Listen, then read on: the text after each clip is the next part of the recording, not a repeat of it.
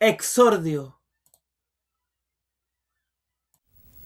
Por eso es que yo me atrevo, en mi calidad de presidente de la República, a asumir la representación de la nación entera para en su nombre pedir perdón a los familiares de las víctimas. Por eso también pido solemnemente a las Fuerzas Armadas y de Orden y a todos los que hayan tenido participación en los excesos cometidos que hagan gestos de reconocimiento del dolor causado y colaboren para minorarlo. El mandatario explicó que el informe de la Comisión Rettig determinó que entre septiembre del 73 y el 11 de marzo del 90 murieron 2.279 personas por violencia política o violación de sus derechos humanos. La Comisión expresa que frente a estos hechos, el Poder Judicial no reaccionó con la suficiente energía, lo que produjo en alguna importante e involuntaria medida un agravamiento del proceso de violaciones sistemáticas a los derechos humanos, tanto en lo inmediato, al no brindar la protección de las personas detenidas en los casos denunciados, como porque otorgó a los agentes represivos una creciente certeza de impunidad por sus acciones delictuales. Acerca de un supuesto estado de guerra interna que podría invocarse para desconocer la verdad, el presidente expresó que ese es un argumento injustificable. Todos sabemos, y el informe lo establece, que las Fuerzas Armadas y de Orden tomaron el control total del país rápidamente, a lo más en pocos días. Por otra parte, la guerra también tiene sus leyes. Nada justifica que se torture y ejecute prisioneros, ni que se haga desaparecer sus restos. Para determinar las responsabilidades de lo ocurrido, sugirió la justicia que supere la ley de amnistía. La comisión ha enviado los antecedentes respectivos al tribunal correspondiente.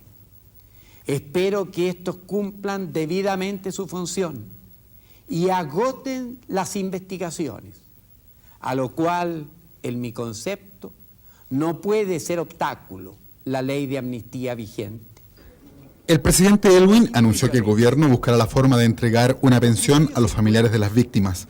También serán creados organismos que continúen la labor de la Comisión Rettig y que cautelen el respeto de la dignidad de las personas. Al finalizar esta exposición, quiero rogar a todos mis compatriotas que se esfuercen por asumir esta verdad con entereza y responsabilidad. Debemos ser capaces de sacar lecciones de la experiencia para que nunca más en Chile vuelva a pasar algo semejante. Esta es tarea de todos, de la que nadie puede excluirse. Higini Arda. Lo que acabamos de ver fue la explicación sobre de qué se trató la Comisión Nacional de Verdad y Reconciliación, creada por el Decreto Supremo número 355 del 25 de abril de 1990, conformada por 3 tomos y continuada por la Comisión Nacional de Reparación y Reconciliación, creada por la Ley 19.123 del 8 de febrero de 1992. Tanto sus metas y propósitos fueron elaborados por destacados personajes como el periodista, abogado e historiador Gonzalo Vial Correa. Pero esta extensa saga alberga validación tanto histórica como jurídica, o padecerá de lagunas argumentales con misterios incluidos, pues eso es lo que veremos ahora. Capítulo 1. El silencio de quienes deberían alzar la voz. El jabalí Dúnedain les presenta la primera parte de los 3 capítulos en que fue dividido este documental. Documental el Viejo Testamento, refutación al informe Rettig, parte 1, enigmas ocultos. En el libro Terapia para cerebros lavados de Hermógenes Pérez de Arce del año 2008, nos podemos encontrar con lo siguiente. Cuarto, A. Los principales instrumentos del lavado. Para producir el lavado cerebral generalizado en Chile post-90, los estrategas del proceso idearon dos instrumentos masivos, el informe Rettig y el informe Walech. Primer instrumento masivo, el informe Rettig. La Comisión de Verdad y Reconciliación fue formada por el presidente Elwin por decreto número 355 del 24 de abril de 1990. Este fue un acto jurídico ilegal y nulo, pues confería a la comisión la facultad de averiguar, inquirir e investigar materias delictuales descritas como las más graves violaciones a los derechos humanos, obligando a las autoridades y servicios de la administración del Estado a prestarle colaboración. Pero un presidente no podía constitucionalmente ordenar eso. Según el artículo 73 de la Carta o Constitución, la facultad de conocer de las causas civiles y criminales, de resolverlas y de hacerlas ejecutar, lo juzgado pertenece exclusivamente a los tribunales establecidos por la ley.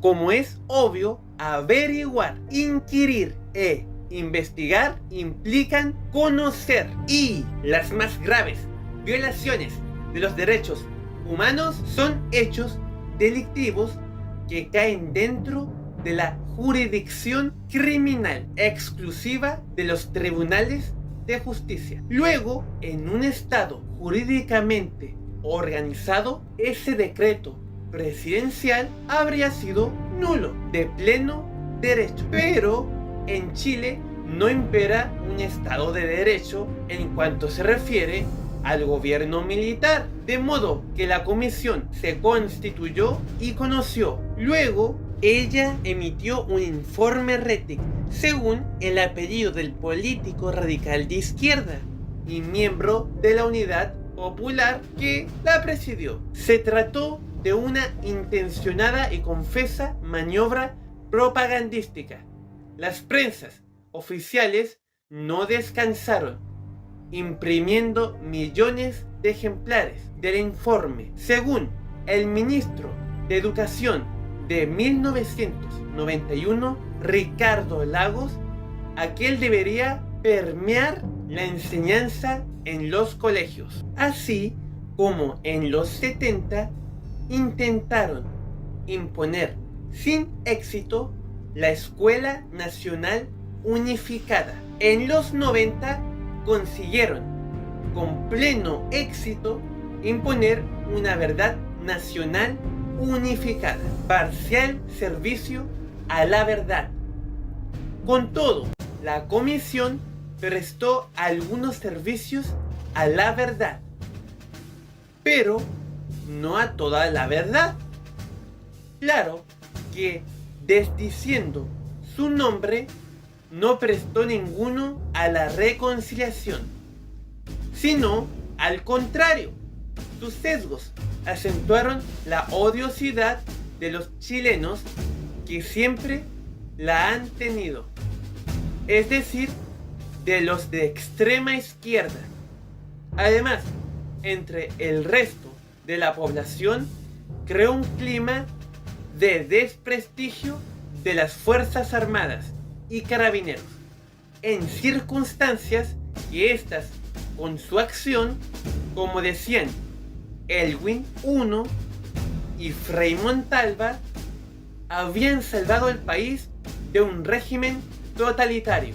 Digo que el informe prestó algunos servicios a la verdad, porque la izquierda chilena y mundial quedó completamente sorprendida de saber que solo habían muerto o desaparecido en 17 años del gobierno militar 2.279 personas, alrededor de 183 de las cuales, decía, habían caído víctimas de particulares obrando por móviles políticos o de la violencia política, anexo 2, y los miles de desaparecidos de que hablaba la oposición al régimen militar quedaron reducidos a los 979 que señalaba el informe,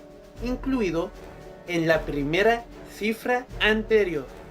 Esa es probablemente la única virtud del informe, pero su gran pecado fue el de hacer un acto de prestidigitación para que se esfumara uno de los dos bandos armados contendientes, pues una razón fundamental de la intervención de las Fuerzas Armadas y Carabineros, y que tuvo en vista la mayoría de la Cámara de Diputados para convocarlos, fue la organización de un ejército clandestino. La Comisión Rettig lo difuminó mediante un expediente muy sencillo.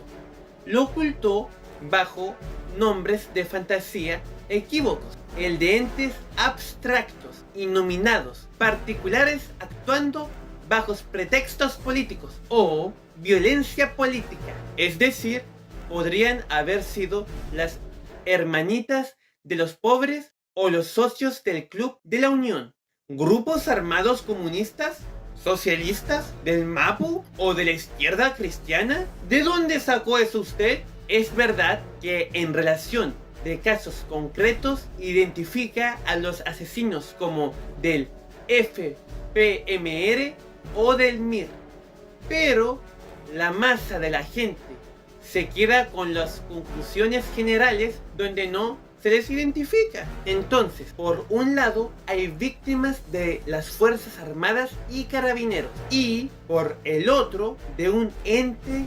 inidentificable, impersonal, desorganizado e irresponsable, llamado particulares obrando bajo pretextos políticos o violencia política. ¿Por qué? Obviamente porque los centenares, las víctimas de la extrema izquierda, cayeron bajo las balas, las bombas y los atentados de los grupos guerrilleros organizados por los partidos de la Unidad Popular, nominativamente el Partido Comunista y su brazo armado, el Frente Patriótico Manuel Rodríguez, FPMR, el Partido Socialista y su ahijado, el Movimiento de Izquierda Revolucionaria, MIR, encabezado por un sobrino de Salvador Allende, a quien para su cumpleaños en 1972, le regaló una pistola, y los grupos armados del MAPU y la izquierda cristiana, reconocidos por Carlos Altamirano, según vimos. Salvo los que integran la izquierda extraparlamentaria comunistas, MIR, los demás formaban parte del gobierno de Elwin, que convocó y formó la Comisión Rettig. ¿Iban ellos a permitir que esta última los incriminara? Este sesgo quedó de manifiesto adicionalmente cuando empezó a actuar la continuadora de la Comisión Nacional de Verdad y Reconciliación, una vez disuelta esta, la Corporación Nacional de Reparación y Reconciliación. Dicha corporación, pese a que se le presentaron 2.188 supuestos nuevos casos de violaciones a los derechos humanos cometidas antes de 1990, solo acogió 899.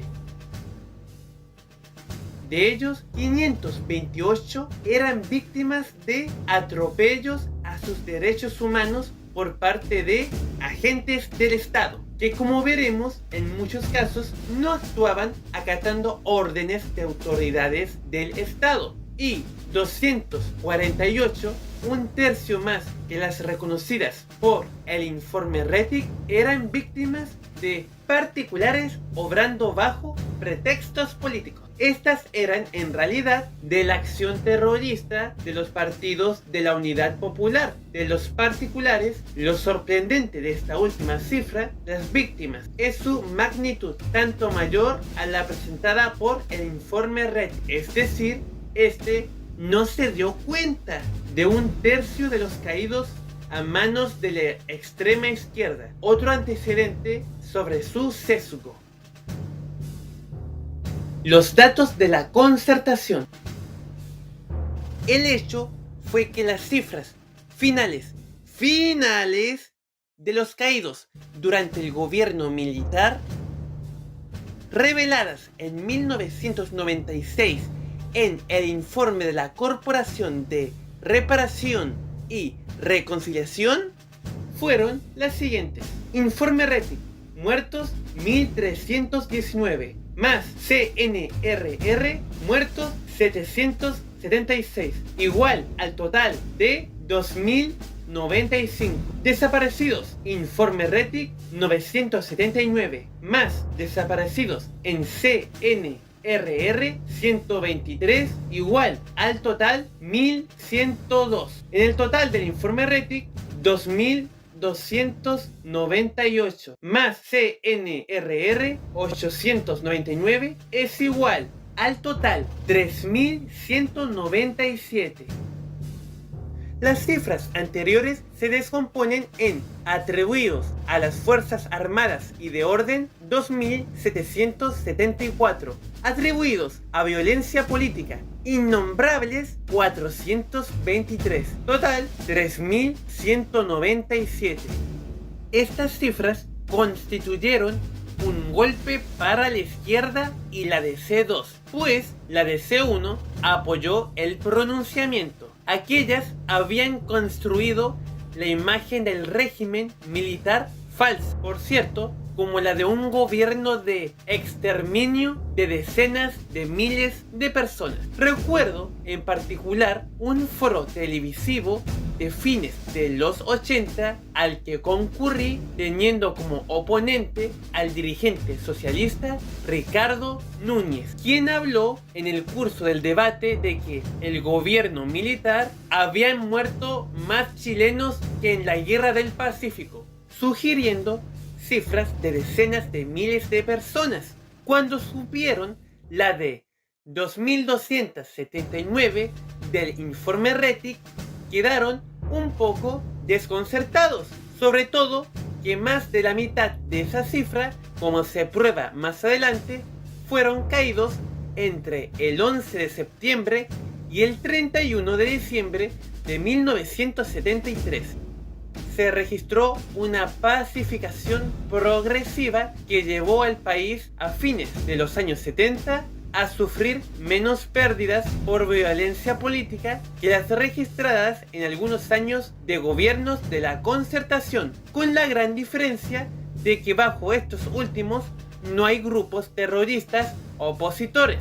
Sí, hay terrorismo de izquierda que es mantenido relativamente tranquilo merced a ingentes sumas de recursos públicos que se le destinan para indemnizarlos por no haber conseguido instalar en Chile un régimen totalitario. Es interesante destacar que de todos los muertos y desaparecidos atribuidos a acción de los uniformados, 2.774, 1.522, es decir, el 57% cayeron entre el 11 de septiembre de 1973 y el 31 de diciembre de 1973, periodo durante el cual Eduardo Frei Montalva y Patricio Aylwin defendían ante la opinión pública chilena y mundial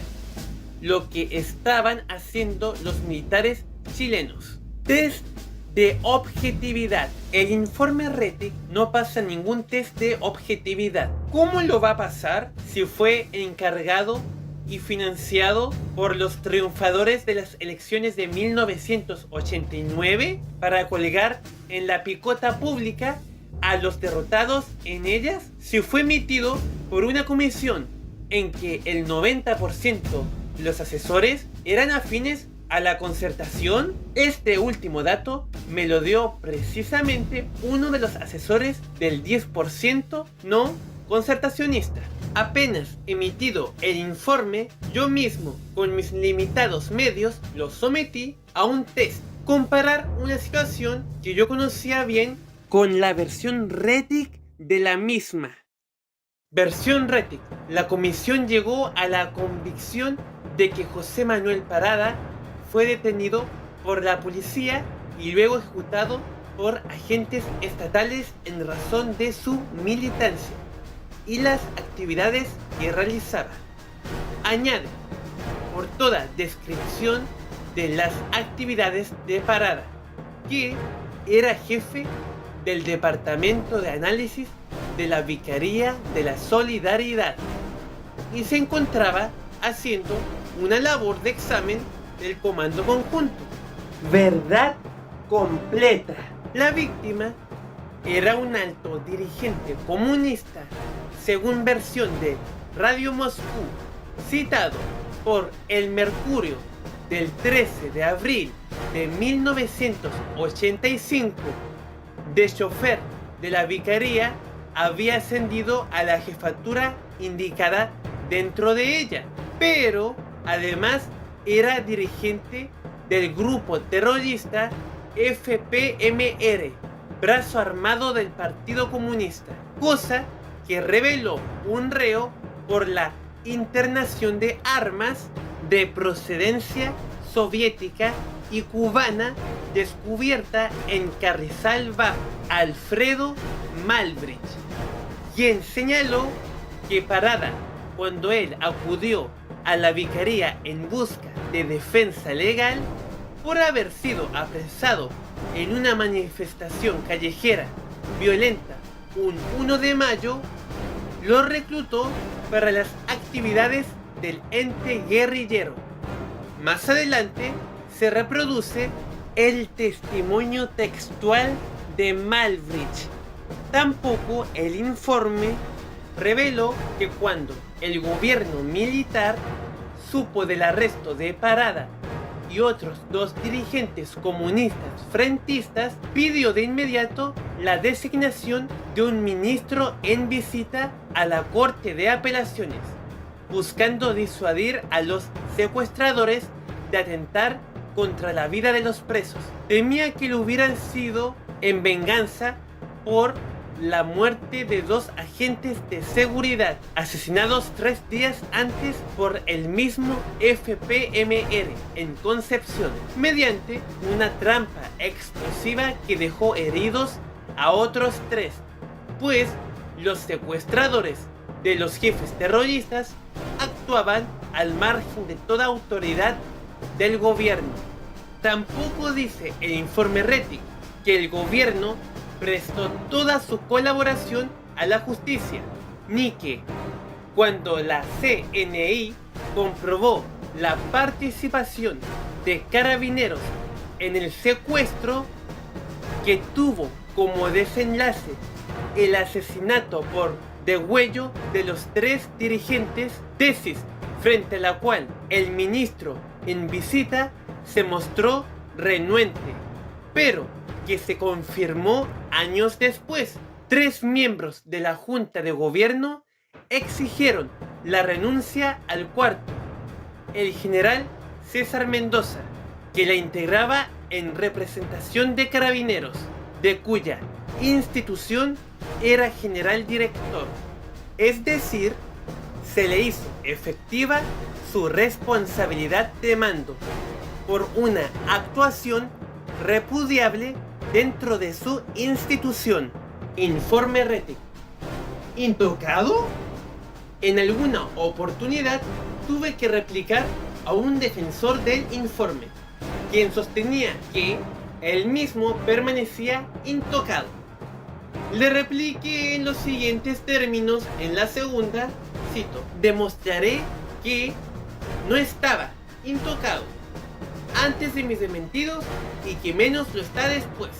Enseguida hice hincapié en la permanente referencia del informe en el sentido de que todo autor de atropellos era agente del Estado.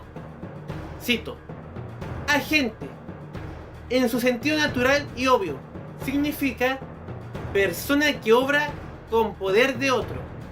De modo que agente del Estado significa persona que obra con poder del Estado. Y como el Estado de Chile es administrado por el presidente de la República, afirma que un crimen es cometido por agentes del Estado.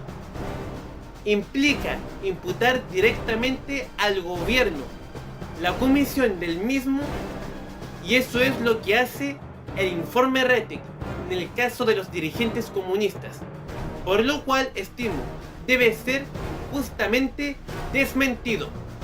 La consecuencia de esta y otras imputaciones similares ha sido gravísima, pues ha generado en la opinión pública la impresión de que el gobierno militar impulsó la comisión de delitos en circunstancias que dicho gobierno quitó el mando de la DINA a su director en 1977, reemplazó a la primera por la CNI, y cuando hubo acusaciones contra esta última, dispuso la prohibición legal de que ella detuviera a persona alguna. Y pasé a referirme a otro caso, el de la muerte de los hermanos Vergara Toledo a manos de carabineros.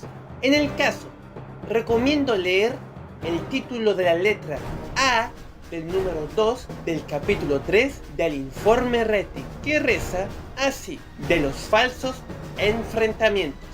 Bajo ese título está tratado el caso de los hermanos Vergara Toledo, militantes del MIR que sin mediar provocación hirieron con 2 balazos al carabinero Marcelo Muñoz Cifuentes.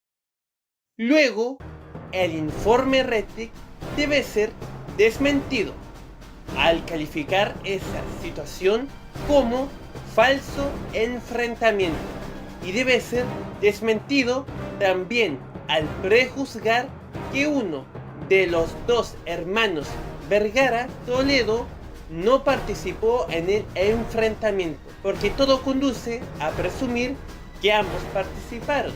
Desde luego, el cabo Muñoz fue herido con 2 disparos. El informe concluye que uno de dichos hermanos fue ejecutado, lenguaje que típicamente emplea cuando los caídos son del bando de extrema izquierda. En cambio, cuando se refiere, por ejemplo, al asesinato de Simón Llévenes, dirigente poblacional de la UDI, que sí fue ejecutado por miembros del FPMR, modera su lenguaje. Llévenes sufrió un atentado y murió en el lugar de los hechos. Son sutilezas que quienes profesamos el menester de la palabra escrita entendemos bien. El informe Rettig no fue, pues, completamente veraz, y el que escribe no ha sido el único en afirmarlo. Reproduzco calificativos que el cometido de la comisión Rettig mereció a la unanimidad del Pleno de la Corte Suprema de Justicia, según su acuerdo de fecha 13 de mayo de 1991. La comisión, dijo la Corte Suprema, no trepida en violentar el ámbito de sus atribuciones. Rebasó abusivamente las atribuciones que se le habían conferido, recurrió a una cita maliciosa en perjuicio de los tribunales y extralimitándose en sus facultades. Formuló un juicio apasionado, temerario y tendencioso, producto de una investigación irregular y de probables prejuicios políticos. Esa opinión emitida en relación a los aspectos del informe que afectaban a los tribunales puede fundadamente hacerse extensiva al todo del dictamen con respecto a las situaciones de los derechos humanos que vivió Chile entre 1973 y 1990. En todo caso, aun cuando pueda haber diferentes apreciaciones sobre el informe Rettig, sí hay algo que no puede seguirse diciendo de él, y es que sigue intocado. De hecho, la lectura de la refutación que la Corte Suprema hizo del informe desvirtúa por sí sola las conclusiones de este respecto del poder judicial bajo el gobierno militar. Pero, curiosamente, la opinión que se impuso generalizadamente y que reina en nuestra opinión pública es que los tribunales de justicia abandonaron lo esencial de su misión durante ese régimen. Ese falso juicio es otro producto del lavado cerebral masivo y de la insistencia en los mitos que la corriente dominante ha propalado y de los cuales se ha hecho parte sorprendentemente, y como veremos en posterior capítulo, un sector significativo de la minoría no dominante u oposición a los gobiernos de la concertación. En todo caso, el abandono de la legalidad y del Estado de Derecho por parte del Poder Judicial ha sido mucho mayor bajo los gobiernos posteriores a 1990 que bajo el gobierno militar, como también se detalla más adelante en este libro. 3 razones. El informe Rettig, en síntesis, fue un instrumento fundamental e inicial del lavado cerebral de los chilenos por las siguientes razones. Primera, tuvo un sesgo general contrario al gobierno militar, buscando depositar en él responsabilidades que sus miembros no tenían. Segunda, encubrió a los grandes responsables de la lucha fratricida en Chile, los partidos de la Unidad Popular. Recuerdo nuevamente lo que dijera Eduardo Frei Montalva en su carta al presidente de la DC Mundial, Mariano Rumor, del 8 de noviembre de 1973. Cito: a nuestro juicio, la responsabilidad íntegra de esta situación, y lo digo sin eufemismo alguno, corresponde al régimen de la Unidad Popular. Tercera, como es obvio, el gobierno que financiaba a la Comisión Rettig no iba a permitir que ésta concluyera señalando las culpas de quienes eran parte de este gobierno. Por eso, la conclusión falsa que la opinión pública ha extraído en todas partes del mundo tras este lavado universal de cerebros ha sido que el gobierno militar mató a más de 3.000 personas. Eso cuando el juicio es relativamente moderado, pues muchos siguen hablando en Chile y otras partes de decenas de miles y desde luego de miles de desaparecidos. Incluso las 423 víctimas de los indefinidos particulares obrando bajo pretextos políticos o de la violencia política también se la cargan al gobierno militar, pese a que cayeron por obra de terroristas comunistas, socialistas, del MAPU, de la izquierda cristiana y de los brazos armados MIR y FPMR. Y yo afirmo, bajo mi responsabilidad, que el informe Rettig no estuvo destinado a mostrar la verdad objetiva de lo sucedido en Chile, sino que fue el pago por parte del presidente Elwin de los votos de sus ahora aliados, otrora adversarios marxistas, por elevarlo a la presidencia de la República. Así, el principal convocador de los militares en 1973 terminó siendo en 1990 quien los sentó en el banquillo de los acusados ante la opinión pública chilena y mundial.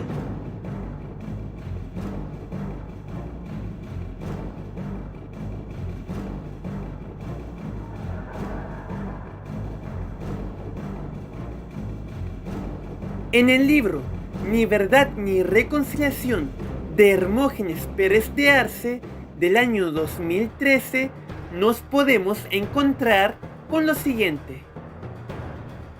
Rettig desmentido por los hechos, pues en días pasados se ha dado a conocer el fallo de la Corte de Apelaciones de Rancagua, que absuelve por completo a los carabineros que habían sido procesados por las muertes ocurridas el 28 de octubre de 1988 de dos cabecillas de la organización ilícita terrorista Brazo Armado Comunista FPMR, Raúl Pellegrín Friedman y Cecilia Mañi Camino, que habían atacado un cuartel policial en Los Queñes, matando a un suboficial de carabineros, Cabo Juvenal Vargas Sepúlveda. El informe Rettig había dictaminado que ambos habían sido apresados y torturados, que ella había sido viuda y que luego los cadáveres habían sido lanzados por los carabineros a las aguas del río Tinguiririca. El fallo de la corte dice que nada de ello fue comprobado y que los miembros del grupo terrorista Pellegrín y Mañi perecieron ahogados al tratar de cruzar el río en su fuga. Ha tomado 22 años desmentir un infundio calumnioso del informe Rettig, confeccionado sobre la base de averiguaciones de un medio centenar de abogados, el 90% de los cuales era políticamente adverso al gobierno militar. Esto me lo dijo uno del 10% de partidarios. Pellegrín era un terrorista en toda la línea, que había recibido formación militar en Cuba, en el cuartel Punto Cero. Su nombre interno o alias era Comandante José Miguel y usaba también el de Rodrigo. La Nación, 31 de marzo de 1993, y además era el comandante máximo del Brazo Armado Comunista, el Frente Patriótico Manuel Rodríguez. Pero tras su muerte, esto siempre se ocultó y se dijo que el jefe máximo era el comandante Salvador, alias de Galvarino Apablaza, buscado por la justicia por el asesinato del senador Jaime Guzmán. Salvador recibió refugio en Argentina, con lo cual, tras la fuga de frentistas de la cárcel de alta seguridad en 1994, no hay preso ningún responsable del asesinato del senador. También, periódicamente, se ha dado a conocer la falsedad de la calificación de personas como detenidas desaparecidas, hecha por el informe Rettig, pues se ha ido comprobando que algunas están vivas o que desaparecieron al margen de toda intervención de agentes del Estado. Parte 2. Desaparecidos cuestionables. Bueno, últimamente las noticias de Chile cada vez son más raras, turbias e interesantes. Y me gustaría quedarme con este último término, dado que el tema de Bernarda Vera, una detenida desaparecida, muy entre comillas, es muy importante. Porque tomar este tema, dado que dentro de uno de los argumentos más elementales de la izquierda política es efectivamente esto, los desaparecidos en el gobierno militar. Pero es aberrante cómo hay gente que se aprovecha de esta situación, diría usted, ¿o no? Como los miles de falsos exonerados políticos. Bueno, hoy veremos más casos de falsos detenidos desaparecidos. Bienvenido a su canal El Viejo de Historia.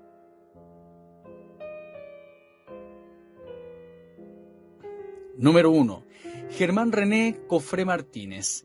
Figura como detenido el 24 de septiembre de 1973 cuando tenía 30 años y se desempeñaba como empleado municipal, además de ser dirigente poblacional en militancia comunista. Casado y con 3 hijos en la época, Cofré Martínez tenía domicilio en la población Los Sierra, en La Cisterna. Según el sitio memoriaviva.com, la aprehensión se registró así. Se dirigió a su trabajo, pero al llegar a él, algunos de los compañeros le informaron que había militares que lo estaban buscando. Regresó a su casa y le informó a este hecho a su cónyuge, doña María del Carmen Cisterna. En ese instante, a las 8 de la mañana aproximadamente, la casa fue rodeada por efectivos pertenecientes a la base aérea del Bosque, quienes en número de 10 ingresaron a la casa, lo detuvieron, procediendo a exigir que indicara dónde estaban las armas. Como Germán Cofré le manifestara que no tenía armas, pero no negó su militancia comunista, registraron toda la casa, obligaron al afectado a salir a la calle con las manos en la nuca y lo golpearon a culatazos porque los vecinos lo observaban y para producir terror. En fin, supuestamente lo llevaron a la cárcel y nunca más se supo de él. Solamente sabemos que en 1992 la señora María Cisterna presentó una querella criminal ante el 7º Juzgado del Crimen en San Miguel en contra de todos los que resultan responsables del secuestro de su cónyuge. Pero lo interesante es que para los primeros años del año 2000, para el año 2008, vamos a encontrar este hombre parece que había aparecido. Y justamente fue su mujer en Argentina, o sea, estaba doblemente casado, estaba en una posición de bigamia. Y su esposa allá en Argentina, Paula, decía, sí, lo conozco, Germán es mi marido y está vivo. Y vivía con René Cofré Martínez, este falso detenido desaparecido, que justamente fue interrogado por el ministro de Visita, Carlos Gajardo. Cofré Martínez estaba a la espera de un curso de investigación por esa mala identificación de los cuerpos erróneamente identificados en el patio 29. ¿Quién era ese cuerpo? ¿Existía ese cuerpo? Esas son las preguntas que se hacían en esa época. Pero lo que importa es que Cofré Martínez había escapado, se había ido a vivir a Mendoza, donde se casó con esta mujer y tuvo una familia con hijos. Número 2. Carlos Patricio Rojas. Un titular de unos diarios de la época decía: esposa de falso detenido desaparecido culpa al gobierno de error en registros. Norma Rodríguez, pareja de Carlos Patricio Rojas, advirtió que no renunciará a la pensión que recibe hasta que traigan a su marido a Chile, vivo o muerto. Luego que en esos años se diera a conocer la existencia de 3 nuevos casos de falsos detenidos desaparecidos, la esposa de este detenido aparecido, Carlos Patricio Rojas, que vive en Buenos Aires, Norma Rodríguez culpó al gobierno del error de los registros y aseguró que lo único que buscan es lavarse las manos con uno. Ella decía: tengo rabia de todo, ellos ahora se lavan las manos y me echan la culpa a mí. El Estado hizo mal su trabajo. El informe Rettig. Reclamó en entrevista en medianoche justamente al canal de TVN.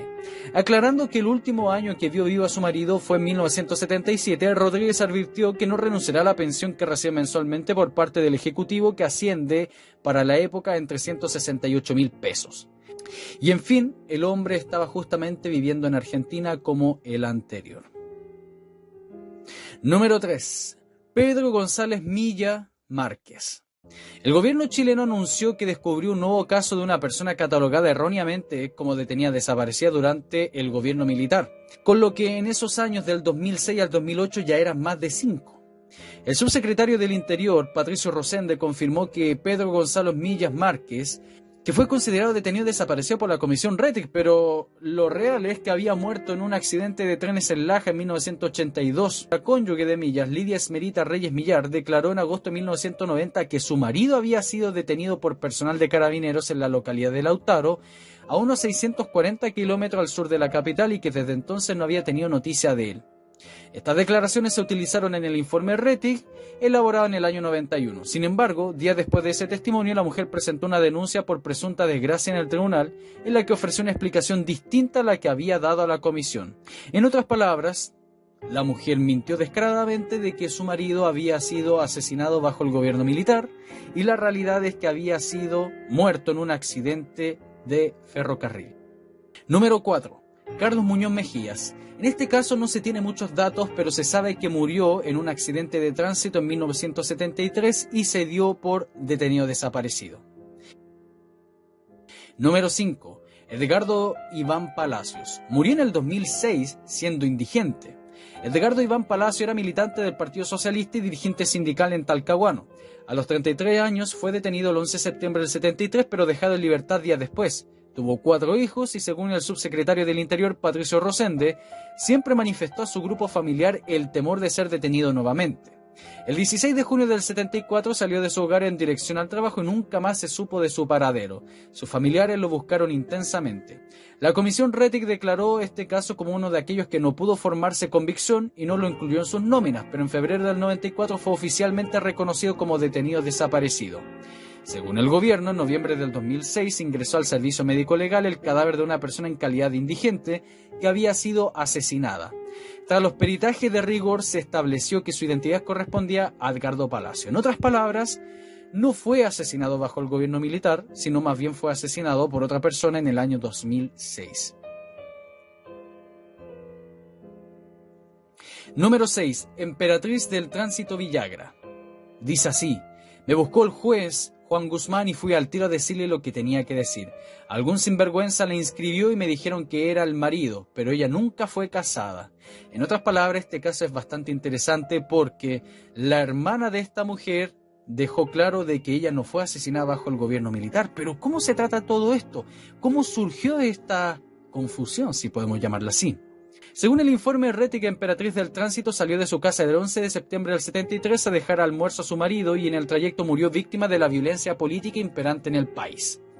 De acuerdo a lo declarado por el subsecretario del Interior, Patricio Rosende, la mujer fue declarada como víctima de violación a los derechos humanos sin que hubiese sido posible determinar las circunstancias precisas de su desaparición o muerte. La denuncia sobre su desaparición la hizo su marido, Elmo Bermedo, al Comité de la Paz. En 1974 su esposo presentó un recurso de amparo y una denuncia por presunta desgracia seguida ante el 7º Juzgado del Crimen de Santiago, que quedó sobreseída y archivada. Sin embargo, el año 2006, en el contexto de la construcción de una base de datos genéticos de las víctimas del gobierno militar, su hermana Margarita declaró que Emperatriz del Tránsito en realidad había fallecido en 1955, a los 29 años en el Hospital San Borja Arriarán en Santiago, producto a una pérdida. Su hermana recuerda que murió en la noche luego de ser auxiliada en la calle por transeúnte y trasladada hasta el establecimiento. Cito: me acuerdo que su pareja en ese momento, que trabajaba en Madensa, me pidió que fuéramos a ver para llevarle algunas cosas. Al llegar la enfermera nos dijo que había muerto a las 12 de la noche, agregó. En total, la mujer tuvo 4 hijos, ningún pariente recibió beneficios previsionales como familiares de detenidos desaparecidos. Sobre el destino de sus restos, Margarita dijo que su madre no pudo pagar la mantención de la tumba en el cementerio general, por lo que fueron tirados a la huesera, es decir, a una fosa común. Ahora la pregunta es: ¿cómo hubo un error tan grave, tan garrafal, de que una persona que falleció en el año de 1955 haya sido considerada como una víctima de violación a los derechos humanos en el año 73? Uno de sus hijos, Ignacio Albornoz, dice tener muy pocos recuerdos de Emperatriz, puesto que desde muy pequeño estuvo en el hogar de Cristo y solo conoció el destino de su madre a través de su abuela, que le contó que había muerto. El nombre de Emperatriz del Tránsito Villagra, sin embargo, aparece mencionado como víctima en el procesamiento dictado por el juez español Baltasar Garzón, quien en diciembre del 98 encausó al fallecido general Augusto Pinochet como autor de delitos de genocidio, terrorismo y torturas. En otras palabras, Baltasar Garzón utilizó el nombre de una mujer que falleció en el año de 1955 como supuestamente mandada a asesinar por el general Augusto Pinochet en el año 73. Excepto de que el general Pinochet tuviera poderes para retroceder el tiempo o ir al pasado, pero ya sabemos cómo funciona la política en estos casos. Número 7. Gustavo Soto y Rubén Soto. Tras conocerse el caso del falso detenido desaparecido Gustavo Soto Peredo, quien aparece en el informe Rettig luego de ser inscrito ante la comisión respectiva por su cuñada María Cabrera Silva, una simple revisión del documento permitió detectar que el texto también consigna la misma calidad a Gustavo Soto Cabrera, el supuesto hijo de ambos, quien sin embargo nunca existió. Al igual que en el caso de Soto Peredo, fue María Cabrera Silva quien presentó el caso ante la comisión Rettig junto al de su hijo Rubén Simón Soto Cabrera, aunque solo este último fue acogido en el informe final. En los antecedentes que registra el informe se señala que el joven Rubén Simón Soto Cabrera desapareció el 18 de enero de 1983 en la ciudad de Valparaíso. Estimado esta comisión razonable a la luz de los antecedentes que pudo conocer, que este hecho es atribuible a agentes de los servicios de seguridad, supuestamente lo que afirmaba la señora. Y a continuación indica que anteriormente en el año 73 fueron detenidos y hechos desaparecer su padre Gustavo Soto Peredo, militante del PC, y su hermano Gustavo Soto Cabrera, militante del MIR. La misma información se consigna en los párrafos del informe Rettig, en el que se da cuenta de la desaparición de Soto Peredo el 16 de septiembre del 73. Allí indica que aproximadamente un año después su hijo Gustavo Soto Cabrera también fue detenido y desapareció. Pero al confirmar los datos, el único Gustavo Soto Cabrera que había sido inscrito en el registro civil es un electricista de 60 años que vive en San Ramón, cuyos padres son Domingo Soto Abarzúa y Digna Cabrera Banda. Al conocer el caso, el verdadero Gustavo Soto Cabrera aseguró que nunca tuve ningún problema con los militares y nunca estuve detenido, y precisó que no recibió ningún peso del Estado por el tema de derechos humanos. De hecho, el registro civil no hay datos de ningún hijo entre Gustavo Soto Peredo y María Cabrera Silva, casada con un hermano de este llamado Héctor, ya que la inscripción de Rubén Simón, nacido el 26 de mayo del 65, se realizó solo 14 años después, en el 79. En su partida de nacimiento solo aparece el nombre de la madre, María Cabrera Silva, quien tuvo otras 6 hijas con Héctor Soto Peredo, quienes habrían recibido algunos beneficios en el caso de Gustavo Edmundo Soto Peredo tras la muerte de su madre. En el caso octavo y el más actual, que es Bernarda Rosalba Vera Contardo. Era octubre de 1973 cuando se vio por última vez con vida a Bernarda Rosalba Vera Contardo, mujer de 27 años y militante del movimiento de izquierda revolucionario MIR, que presuntamente fue detenida y ejecutada por efectivos militares en la comuna de Panguipulli, en la región de Los Lagos. Figura en el Museo de la Memoria como fusilada en el Puente Tolten el 10 de octubre del 73 junto a otros grupos militantes afines a la Unidad Popular. La mujer, conocida en ese entonces con su apodo político Anita, ejercía como profesora de educación básica en Neltume.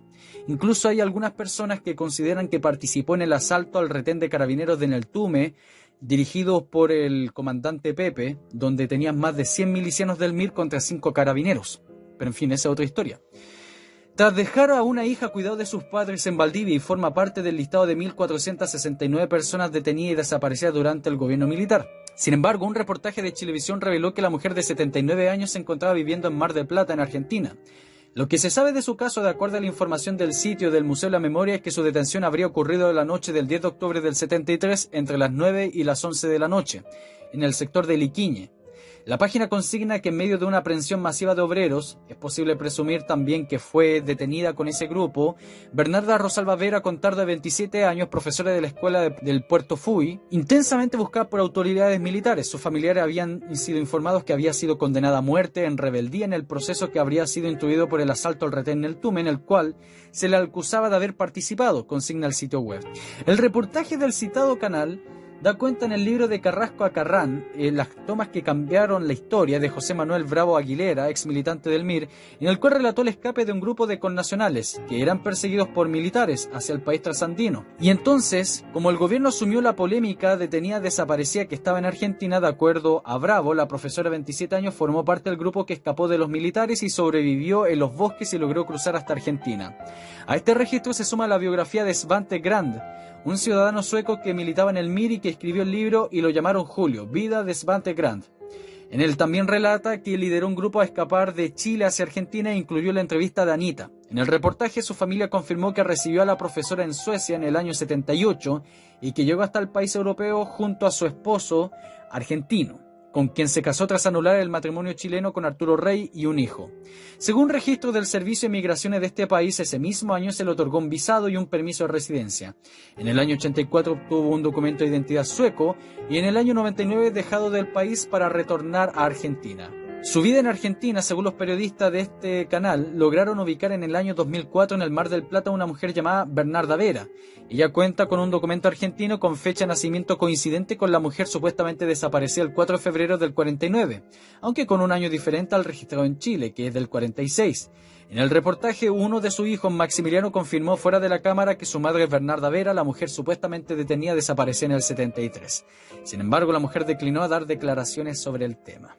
Con esta polémica aparece el tema de cuántos detenidos desaparecidos nunca fueron detenidos ni están desaparecidos, sino se exiliaron o por error o por maldad pusieron sus nombres para mantener este relato histórico de los supuestos mártires de la izquierda, como esos 100.000 falsos exonerados políticos que también se habló hace mucho pero quedó en la nada. ¿Cuánta gente ha recibido dinero? ¿Cuánta gente ha recibido prebendas del gobierno sin merecer? Bueno, les dejo estos casos. Muchas gracias por estar acá. Recuerden dejar su like, compartan, suscríbanse. Y este es su canal, El Viejo de Historia.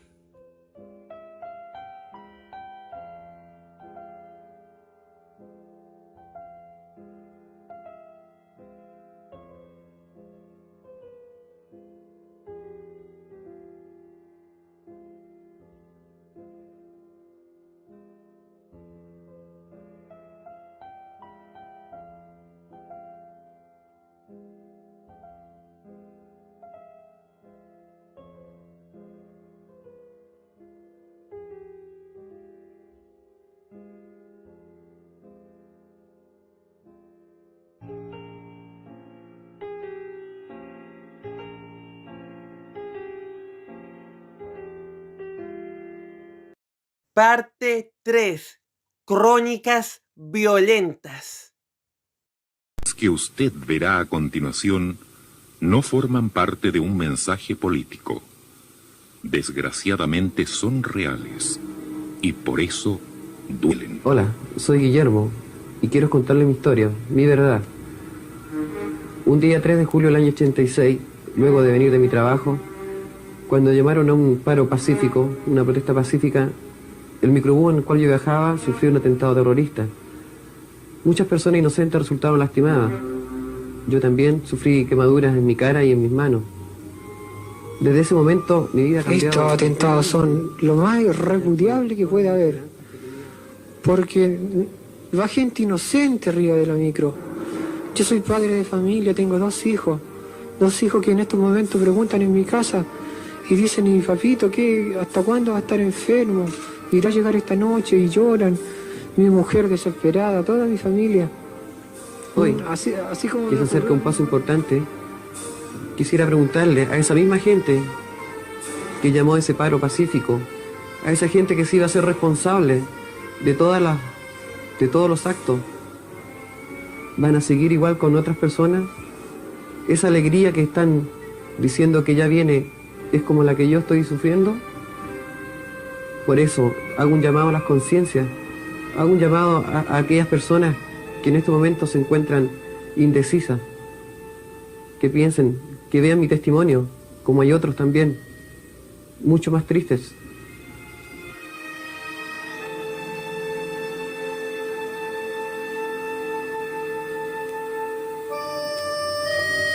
Podríamos decirle muchas cosas después de ver estas estremecedoras imágenes. pero vamos a decirle una sola. Piense. Sin odio. Hoy se cumplen 2 años que el cabo segundo Cardenal Hernández Cubillo, mi esposo, fuera asesinado brutalmente por los extremistas en el cajón del Maipo, donde no saben qué dolor dejaron atrás.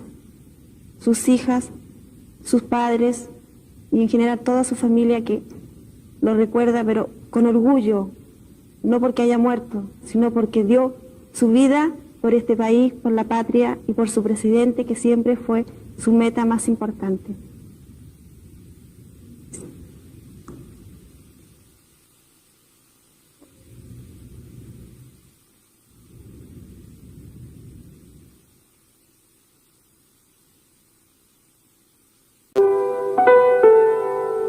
Esta es la última foto que tenemos con Carol. Yo soy María Eliana Esquella de Ursúa. Soy la viuda de Carol Ursúa, que fue intendente de Santiago, asesinado hace 5 años. Carol fue un soldado ante todo. Creo tenía una profunda vocación democrática.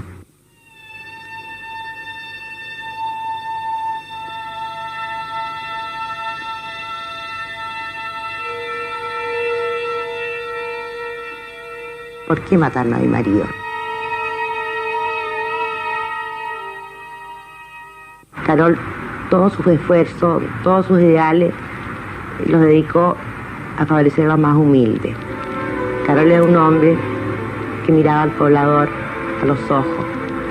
Con mis hijos recibimos, cuando él lo mataron, miles de adhesiones de gente muy humilde. Solo me quedan los recuerdos del mozo y 2 hijos maravillosos. Pero quisiera decirle a usted una frase que él siempre decía: tengo las manos limpias, mucho que mostrar y nada que ocultar. Si mataron a un hombre así, usted, señora, ¿qué espera? Y esto lo que me pasó fue un atentado terrorista el día de mi cumpleaños. Así que no lo voy a olvidarlo nunca, porque cada vez que tenga un cumpleaños me voy a acordarme de mi desgracia. Su nombre, Nora Vargas, chilena, madre de 2 hijos. El próximo 28 de octubre cumplirá 27 jóvenes años. Andaba contenta, andaba bailando, feliz porque era mi cumpleaños. Pero lo que hice, me devolví para mi casa y le di un beso a mi hija, a mi guaguita y a mi hijo. Y me fui a trabajar porque iba intranquila, como que me iba a pasarme algo, como que no iba a volver. Y mi hijo me dijo: mamita, váyase tranquilita porque yo soy el papito de mi hermanita. Y le di un besito y me fui a trabajar y llegué a mi trabajo. Justo el día de su cumpleaños, alguien estaba a punto de cambiar para siempre el destino de Nora. Sin remedio. Y contenta, andaba bailando, feliz. Y después me puse a pasar la aspiradora, sí, pero sentí el olor quemado. Pero de ahí no supe más cuando desperté en el hospital. Y había perdido, le pregunté al padre de mi hijo yo qué me había pasado. Pero él, con su carita llena de lágrimas, me decía que me quedara tranquilita porque me iba a mejorarme. Y fue el que me dio más valor para vivir, porque él le preguntaba por mi hijo cuando lo veía, ¿acaso estaban bien? Siempre me decía que estaban bien. Y superé todo, pero con un dolor tan grande porque no le había hecho daño a nadie. Y hacía una bomba que me había cortado mis piernas, me había dejado inválida para toda la vida. Pero tengo que seguir adelante por mi hijo, porque a pesar de todo me encuentro valiente arrepiente, me encuentro una mamá buena para mi hijo. Porque me hicieron esto que le hice yo a ellos. Porque tenía que ser yo. Yo, tan feliz que andaba ese día. Este es Robertito, mi hijo menor, que nació después que murió mi marido. Un mes después. Roberto no alcanzó a conocerlo. Lo esperaba con tanta felicidad, pero no alcanzó a conocerlo. Roberto nunca ha dicho papá. No tuvo quien decirle.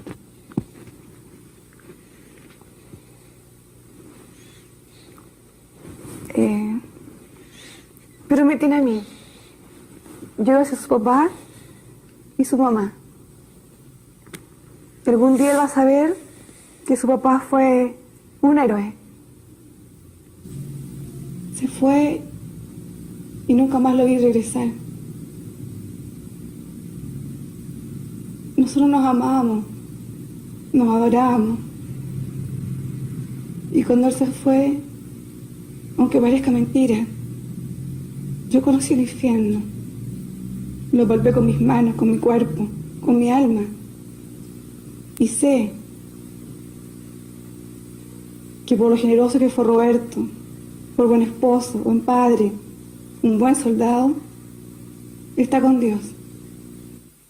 Que tengamos un país tranquilo, donde mis hijos van a vivir tranquilos, donde los hijos de mis hijos van a poder decir papá,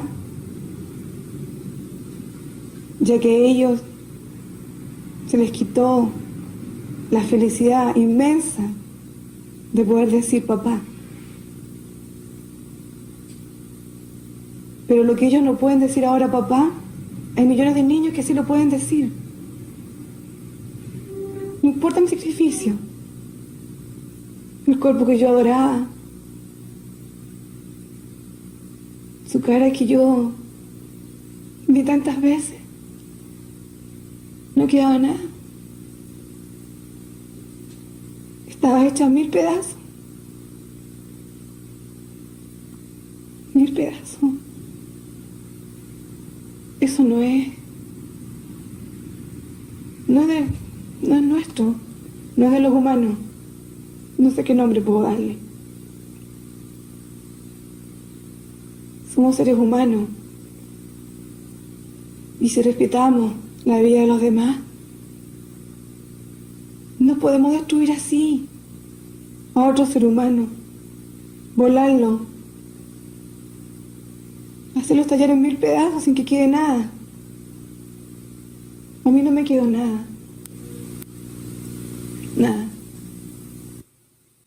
Con mi papá iba a la feria, iba al centro y a todas partes. Y cuando murió, estaba en un negocio. Y yo salí para afuera. Y después entré y estaban mi abuelito. Y estaba el Freddy, el Emilio y cuando entró un tipo al negocio, le dispararon en los brazos. Y mi mamá fue y la recogió y le sangró entero la falda.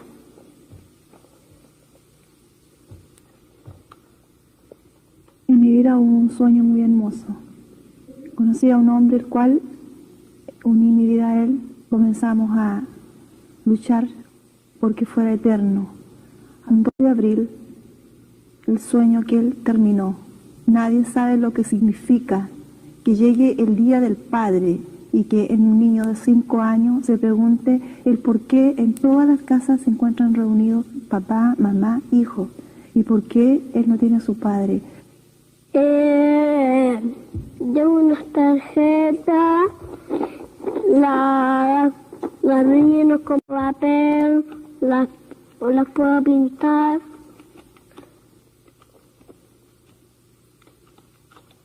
Y hago dibujos, hago todo. Nadie sabe lo que significa, por qué la tarjeta de él, que le tiene guardado su papá, tiene que quedar guardado en algún lugar en la cual él se tenga que olvidar. Él no se olvida. Me llevo al cementerio. En este momento su padre le hace más falta que nunca. Y la mamá realmente, aunque se desdoble, aunque haga lo que haga, no va a poder reemplazar al papá. Aunque muchos digan, una mamá puede suplirlo, puede hacer un doble papel, pero es imposible. Y además Simón Llévenes hay uno solo. Simón Llévenes se da en un siglo. Está en el cielo ya y yo se va a llevar al cementerio. Por eso les digo, es muy doloroso reconocerlo, pero aún así mis hijos y yo estamos dispuestos a seguir, pero con la seguridad que este gobierno nos entrega.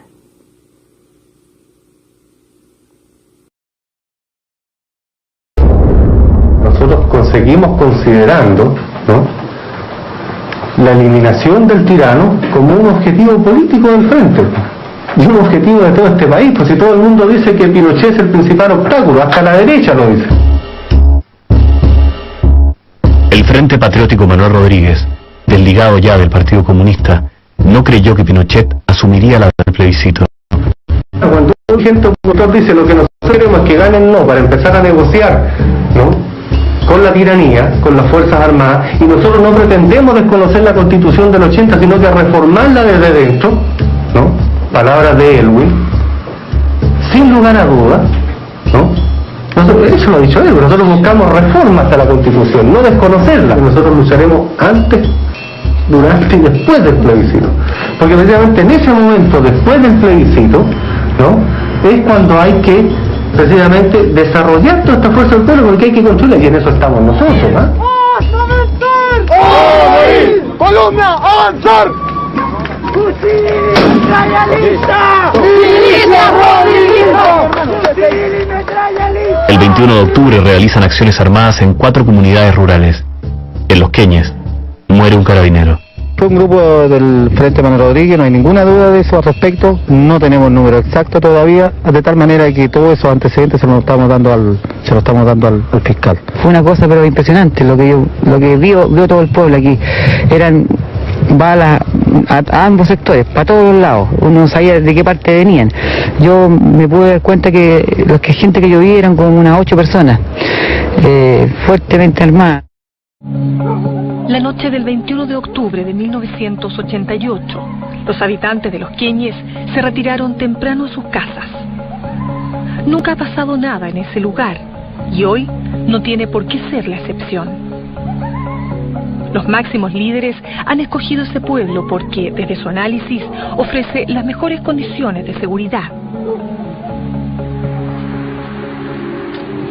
Había estallado una bomba, pero Raúl Pelegrín considera que ese hecho no cambia los planes. Y 1 hora y media después de lo previsto, a las 10:30 de la noche, los 16 frentistas bajan en una sola gran fila.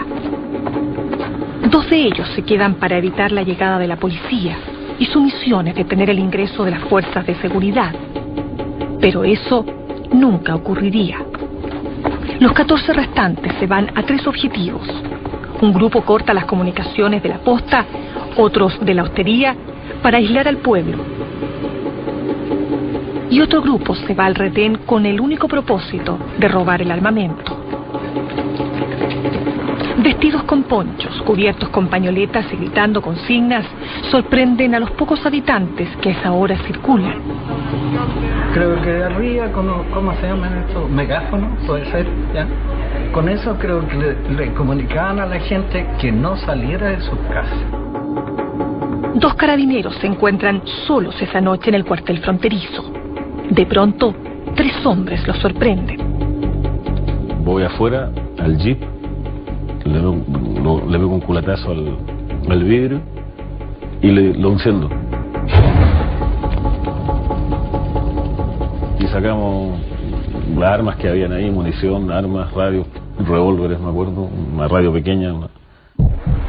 En otro punto, justo frente al retén, dormía el cabo Juvenal Vargas, esa noche de Franco, junto a su esposa embarazada de 3 meses y sus 2 hijas de 7 y 6 años. Los comandantes del frente creían tener todo bajo control, pero no advirtieron que un hecho completamente inesperado cambiaría dramáticamente el curso de los acontecimientos. Tras el ataque de los frentistas, el cuartel Los Queñes comienza a arder en llamas. Al frente del retén, el cabo Juvenal Vargas descansa de su turno junto a su esposa y sus 2 pequeñas hijas. Y él salió a mirar afuera y empezaron a explotar todas las balas, todo eso. Y él salió y yo salí detrás de él. Juvenal corre escaleras abajo. Él bajó con su arma y yo creo que en ese momento él se dio cuenta que estaban asaltando el retén. En ese justo momento, el frentista de chapa Milton ha salido del retén. En ese momento viene un tipo corriendo más o menos rápido, y yo le digo alto, lo conmino a que se detenga. El tipo frena, se paró en seco y saca un revólver. Va a levantar el revólver y se le dispara. Milton, un joven frentista que no supera los 22 años y cuya experiencia en acciones armadas se ha limitado a volar torres y a algunos actos de sabotaje, dispara primero y el cabo Juvenal Vargas se desploma. ¿Era él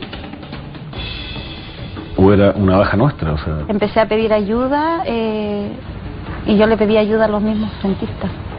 Al mismo hombre que lo mató a él, yo le pedí ayuda. Pero los frentistas han huido. Este hecho no estaba en los planes y ahora todo se ha complicado. Es parte de una cadena de errores que no va a terminar aquí. 3 hombres escapan hacia el sur. Ellos nunca serían detenidos. José Miguel, Alberto, Tamara y otros 8 rodriguistas huyen rumbo al norte. Atrás quedaba un carabinero moribundo, un retén destruido y un pueblo que hasta hoy no entiende por qué pasó lo que pasó. Teresita Soto vio cómo su marido agonizaba en sus brazos sin poder hacer nada. Él llegó al hospital, yo ya fallecido. Falleció aquí en mi brazo. Me imagino lo duro que tiene que haber sido para usted, Teresita. Es duro.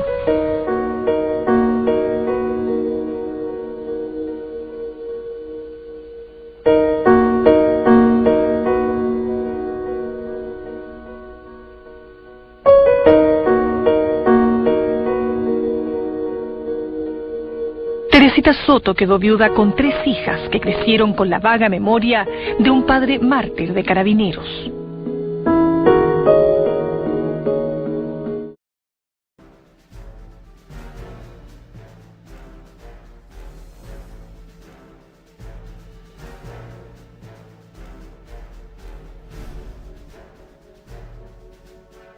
¿Cree usted que Chilevisión hará esta teleserie? Si usted va a Wikipedia, Gobierno Militar de Chile, 1973-1990, leerá el siguiente párrafo. El 31 de marzo de 1984, un bus policial en Santiago fue destruido por una bomba, matando a un carabinero e hiriendo a 11. El 29 de abril de 1985, la guerrilla del MIR hizo explotar 11 bombas, descarrilando el metro e hiriendo a 22 pasajeros, incluidos 7 niños.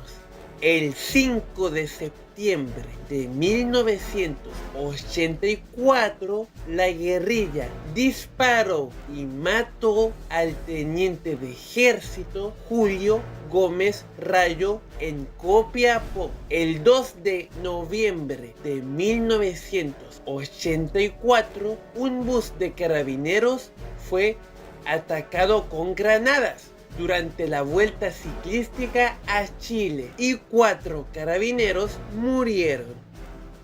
El 4 de noviembre de 1984, 5 guerrilleros en una van lanzaron bombas y dispararon armas automáticas a una comisaría suburbana, matando a 2 carabineros e hiriendo a 3. Un mes más tarde, otro carabinero fue muerto en un ataque similar.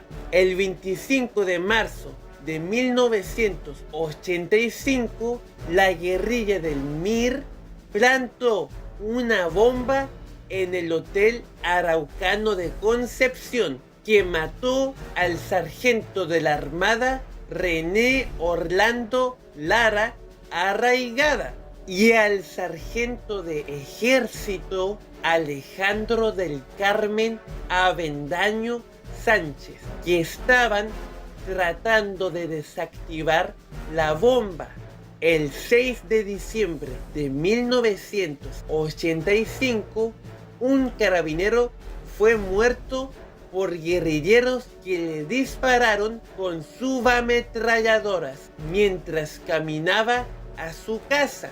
El número documentado de acciones terroristas en 1984 y 1985 fue de 866. Un informe de la embajada norteamericana de esa época afirmaba que la mayor amenaza contra la vida y la seguridad de los chilenos era el terrorismo. ¿Cree usted que Chilevisión o algún otro canal chileno pensó en hacer una teleserie sobre esos 866 atentados y sus víctimas, con entrevistas a sus familiares llorosos con motivo de los 40 años del pronunciamiento militar? ¿Cree usted que alguna familia de esos uniformados caídos por velar por la seguridad de los chilenos ha recibido siquiera una fracción de los millonarios pagos que se han hecho y siguen haciéndose a los terroristas de izquierda y sus familias? La cifra para estos excede los 200 millones de dólares anuales. Epílogo: juicios corruptos contra Fuerzas Armadas a raíz del Informe Rettig y su sucesora, la Comisión Valech. Por décadas, los militares han sufrido la indiferencia y la falta de empatía de la población general y los políticos, enjaulados sin un debido proceso por jueces sesgados de izquierda.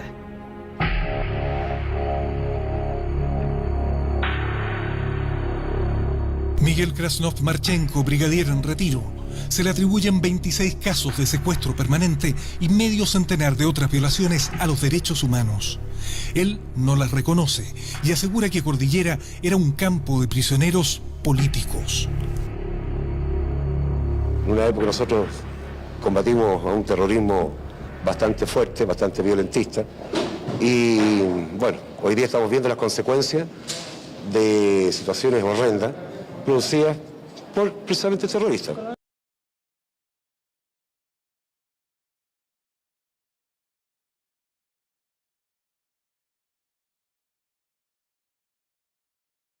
Porque liberar a los presos de Punta Peuco son presos políticos. 1. Los procesos y condenas de los militares presos políticos se llevan a efecto en un sistema de procedimiento penal derogado por ser un sistema arcaico, en que el mismo juez investiga, acusa, procesa y condena. El nuevo sistema entró en vigor en algunas regiones del país desde 2001 y para 2005 ya se aplicaba en todas las regiones. Hace varios años que todos los ciudadanos chilenos están sometidos a un nuevo sistema de procedimiento legal que es negado a los militares presos políticos. Estos, desde el año 2005, están sometidos a una discriminación arbitraria, lo que está absolutamente prohibido en nuestra Carta Magna. Los militares son juzgados y condenados sobre la base de presunciones y ficciones jurídicas inexistentes y fuera de la ley, como la figura del secuestro permanente, algo ilógico por lo demás ya que el supuesto secuestrado aún tendría que estarlo, y todo esto con tal de poder juzgarlos. Además, al momento de la condena lo condenan como un civil. 2. Los jueces buscaron la no prescripción de los presuntos delitos, calificándolos de lesa humanidad, en circunstancias que la ley que especifica tales delitos entra en vigor en Chile recién en 2009 y jamás fue retroactiva. Es decir, a varias décadas de ocurridos los hechos, deberían estar prescritos. Lo cierto es que, a la fecha, ningún militar ha sido condenado legalmente por lesa humanidad y los jueces lo saben, pero insisten en denominarlos de ese modo. Un delito de lesa humanidad sería un crimen cometido contra gente inocente y desarmada, y esa no era la realidad que se vivía con grupos guerrilleros que fueron enfrentados por los militares como el MIR, Mapu Lautaro y Frente Manuel Rodríguez. El combate al terrorismo dista bastante de la persecución de personas inocentes, sin embargo, la política y todos los medios de comunicación insisten en nominarlos de ese modo, con la clara intención de sensibilizar a la opinión pública y justificar así estas condenas. La justicia lo sabe y condena a los militares, manipulando la ley con ficciones jurídicas espurias para poder encarcelarlos. La ley 20.357 vigente en Chile desde el año 2009 tipifica delitos concretos y no constituye un mero análisis doctrinario. Esta ley se basa en el Estatuto de Roma aprobado en julio de 1998. Tanto el Estatuto de Roma como nuestra Ley 20.357 establecen concretamente que tendrán competencia únicamente respecto de crímenes cometidos después de la entrada en vigor de estas, esto es a partir del año 2009. Ninguna condena ejecutoriada de los militares presos políticos deja constancia que hayan sido condenados por crimen de lesa humanidad, genocidio o crimen de guerra, y aún así, los jueces insisten en llamarlas así siendo que en la práctica no lo son. 3. Los actos cometidos por los militares se enmarcaban en el contexto de Guerra Fría, y en específico en Chile, cumplieron con el mandato constitucional de combatir guerrillas terroristas, y en el cumplimiento de ese deber, se enfrentaron a milicias armadas triunfando sobre estas militarmente y no a simples ciudadanos inocentes. Sus actos se realizaron en el marco de una guerra civil, pero una guerra civil no convencional e irregular, en donde los combates no fueron en un campo de batalla abierto, sino en ciudades y lugares donde la población civil vive. El quiebre político en Chile no es responsabilidad de los militares, sino de actores políticos que gozan libertad y ninguna condena contra ellos. En el periodo del gobierno militar los militares presos políticos pertenecían a instituciones de las Fuerzas Armadas y de orden, instituciones jerarquizadas y disciplinadas cuyos integrantes cumplían órdenes con prontitud y puntualidad, hasta rendir la vida si fuese necesario, como expresaron en sus respectivos juramentos a nuestra bandera. 4. Los militares presos políticos no son peligro para la sociedad. Son todos de la tercera edad, con un promedio de edad de 80 años. La mayoría enfermos, algunos muy graves. Más de 70 militares presos políticos han fallecido estando privados de libertad. Cuando algún militar preso político ha salido en libertad o ha obtenido algún beneficio, mientras en 2020 se les dieron beneficios a 13.000 reos comunes, a los militares presos políticos se les negó todo, siendo que estos jamás han cometido un delito. Las condiciones de vida del penal son como las de cualquier recinto carcelario. Ellos habitan de a dos en habitaciones de 2 por 2,5 metros con comodidades mínimas. Han tenido que sufrir reiteradas fallas en el suministro de servicios básicos, especialmente agua, con cortes de suministro por más de 5 días, en algunos casos, afectando gravemente las condiciones de vida y moral de los internos. Se les mantiene prácticamente incomunicados de sus familias y sometidos solo al uso de teléfonos con moneda, que fallan de manera reiterativa. Gendarmería resolvió permitir a los prisioneros militares el uso de celulares, con tal de mejorar la comunicación con sus familias. Sin embargo, a la fecha tal medida ha vuelto a ser restringida, a su grado mínimo, con el sufrimiento y desaliento que para todos ellos y sus familias significa. La justicia prevarica abiertamente y trata de manera inhumana a los internos militares, quienes cumplen con todos los requisitos que la ley exige para obtener beneficios intrapenitenciarios o la libertad condicional. Sin embargo, tras largos años de reclusión y buena conducta, algunos más de 30 años, no se les ha respetado derecho a beneficio alguno, como correspondería a cualquier persona privada de libertad y con los méritos suficientes para acceder a ellos. Es así que, de manera inaceptable y prevaricadora, transforman las penas de prisión en pena de muerte, aun cuando ésta fuera abolida y ya no existe como parte de la legislación chilena vigente. Es necesario agregar que la conducta de los presos políticos militares ha sido catalogada desde siempre de sobresaliente y eso no ha variado. 5. En consecuencia, no se respeta con ellos ni la prescripción de las causas, ni la cosa juzgada, ni la ley de amnistía de 1978, que sí se respetó con más de 3.000 guerrilleros subversivos de la época, que fueron liberados durante las administraciones de Aylwin, Frey, Bachelet y Lagos. Hoy confesos, pero sin embargo libres e impunes. Ni los más mínimos beneficios carcelarios y libertad condicional que en derecho les corresponden por los años privados de libertad y permanente buena conducta. 6. Para los militares presos políticos la cárcel se ha convertido en estación terminal. La Convención Americana de Derecho Humano sostiene taxativamente que la finalidad esencial de la prisión es la rehabilitación y la reinserción de los internos. La Ley Orgánica de Gendarmería de Chile establece que la finalidad es atender, vigilar y rehabilitar a los presos. Esto no se cumple. Los militares presos políticos se mueren privados de libertad y se les priva de sus derechos penitenciarios. Gracias por ver. Para más información visite la página web de la Fundación Verdad y Justicia Presos Políticos Militares y sigan sus redes sociales. Compartan esta información para que más gente sepa sobre la situación de los militares presos políticos. Acusados por testimonios sin pruebas que los respalden, solo presunciones. ¿No me creen? Pues vean las declaraciones del ex juez Alejandro Solís, quien encarceló al brigadier Krasnov por el caso del secuestro del mirista Miguel Ángel Sandoval, entre otros. Ahora 1000 años suman las cadenas contra don Miguel por múltiples nuevos casos confabulados por la mafia de jueces, aprendices de su referente Solís. Yo comprenderá que dicté el fallo, lo confirmó la Corte de Apelaciones, lo revisó la Corte Suprema y todos estimaron igual que yo que no era ni amnistiable ni prescriptible. ¿Y por qué? No era amnistiable, ¿por qué? Porque el secuestro es un delito permanente que mientras no aparezca la víctima se supone que se sigue cometiendo. Pero es la una obligación ficción, del juez es probar el delito. Es una ficción jurídica. No, no es una ficción, tiene que ser una realidad. Usted tiene que probar el delito. Si usted leyera libros de historia y de derecho, vería que No, he leído todos muchos los libros de autores, derecho, por eso le hago la pero pregunta. todos los autores están de acuerdo en que el secuestro es un delito que se sigue cometiendo. Por lo tanto, Se sigue cometiendo siempre que lo pruebe. Si no lo prueba, no se sigue cometiendo. Aquí lo que exigió la Corte Suprema y la Corte de Apelación es que no se acreditara. Si no se acreditaba la muerte, se suponía que seguía secuestrado en manos de sus hechores. Así de simple. ¿Y quién lo tiene secuestrado ahora que murió su secuestrador? ¿Quién lo tiene?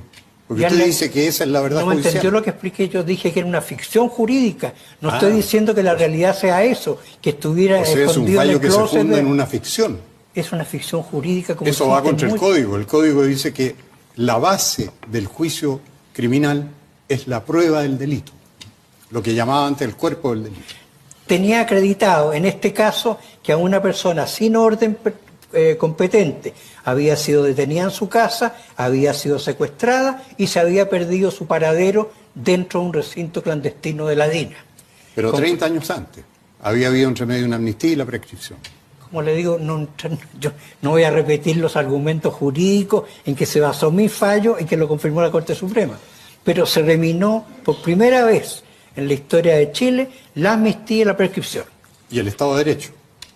Estamos dentro del Estado de Derecho y ahí cumplimos.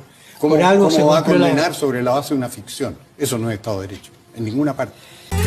Ya, voy a leer un mail y después comento los comentarios de YouTube. Estimado Checho, invitados de hoy, es prioridad ver cómo dar libertad a todos los ancianos de Punta Peuco que nos salvaron del comunismo allendista y del castrochavismo, y a todos los carabineros que nos salvaron del octubrismo terrorista de izquierda de Boric, Bachelet y Jara, porque lo más inhumano es tener a todos los ex jóvenes salvadores que acudieron al llamado de los chilenos, que recibieron órdenes para liberarnos del comunismo allendista castrista, hoy presos, ancianos y enfermos. En cambio, todos los comunistas, socialistas, terroristas, violentistas, antidemocráticos, que destruyeron la democracia chilena, que querían imponer el comunismo allendista socialista totalitario y que asesinaron a civiles, Fuerzas Armadas y Carabineros, están amnistiados y libres caminando por el Congreso. En la democracia libre defendida por los militares, lucrando con las vidas de nuestros soldados, mal enjuiciándolos y persiguiéndolos. Eso es inhumano, injusto y una atrocidad enorme, construida con aberraciones jurídicas por políticos y jueces prevaricadores que manipulan las leyes a su conveniencia para excarcelar a ex uniformados a morir, a cambio de millonarias sumas de dinero para grupos organizados de izquierda. Gracias, Federico Jerez Kritzler. Bueno, hay mucha gente que piensa como Federico.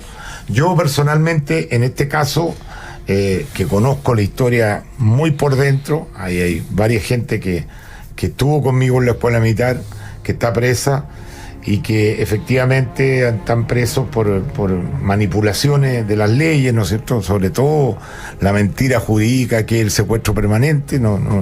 ¿Cómo alguien puede pensar que un anciano todavía puede tener un secuestro permanente? Yo lo que creo que efectivamente tenemos que dejar que la justicia opere, una justicia real, y que efectivamente esta ley que se quiere imponer sea efectivamente para gente que no representa un peligro para la sociedad. O sea, muchos de estos militares no tienen ningún poder hoy día, tan viejos, tan enfermos, no tienen ni un poder como para poder seguir cometiendo algún delito de los que fueron acusados. Y tampoco puede ser una ley general, porque ahí saldría gente que no merece definitivamente estar libre. Es una opinión personal y de verdad que los militares sienten una cosa de injusticia muy fuerte. Dicen, nosotros nos jugamos por la libertad en Chile, por la democracia, por defender de la dictadura comunista que se venía, y finalmente nos pagan con cárcel. Bueno, hay casos y casos, hay otros que se les pasó la mano definitivamente, que cometieron delitos que son realmente inaceptables, pero en general muchos de ellos eran jóvenes de 20 años que recibían órdenes, y los que hemos sido militares o los que somos militares, como el caso mío, que soy militar activo en la reserva, o sea, no cumplir una orden, decirle, mi coronel, yo no voy a ir a tomar detenidos a ese señor porque a mí no me parece que hay que tomarlo detenido. Eso no existe en las Fuerzas Armadas, no existe. Entonces, si hay algún culpable, tienen que ser los jefes, no los que cumplieron la orden. Ahí hay una serie de consideraciones que a mi juicio creo que no se han hecho y que se deberían hacer. Pero es un tema complejo que divide, que es impopular hoy día. Por lo que dicen las encuestas, la mayoría de la gente cree que no hay que indultarlo, por lo tanto los políticos se manejan con las encuestas. Pues si esto es impopular, yo no me voy a meter ahí y no voy a opinar para no restar votos. Es la verdad. Fin del capítulo 1, 13 de marzo de 2026. Cuando un inocente está preso, también lo está toda su familia, en alma y corazón. Сам Михаил Краснов находится в заключении. Левые, вернувшись к власти в 1989-м, приступили к различным судебным разбирательствам над всеми без разбора военными, кто служил на стороне Пиночета. Сегодня открыто уже более 1000 процессов против военнослужащих, среди которых находится и Михаил Краснов. Дело в том, что мы боролись за свободу всего этого народа. Мы не боролись, чтобы военные вышли управлять эту страну. До сих пор Михаилу Краснову не было предъявлено ни одного единственного конкретного юридического доказательства вины. Михаил Краснов был приговорен на основе подозрений в предполагаемом совершении предполагаемого преступления. 3 раза в неделю я так же, как и он, вместе с ним провожу время в тюрьме в качестве заключенной, в полной изоляции от внешнего мира, от моих детей и внуков, от происходящего в этот момент в моей стране. И даже когда я выхожу из тюрьмы, продолжаю чувствовать себя за ее стенами, находящейся в заключении. Doy autorización para que suban este video en sus canales si es que lo desean, pero denme el crédito. Si te gustó el video, dale me gusta, suscríbete, compártelo, aprieta la campana de notificaciones para saber del nuevo contenido. Y nos vemos a donde nos lleve el río Anduin.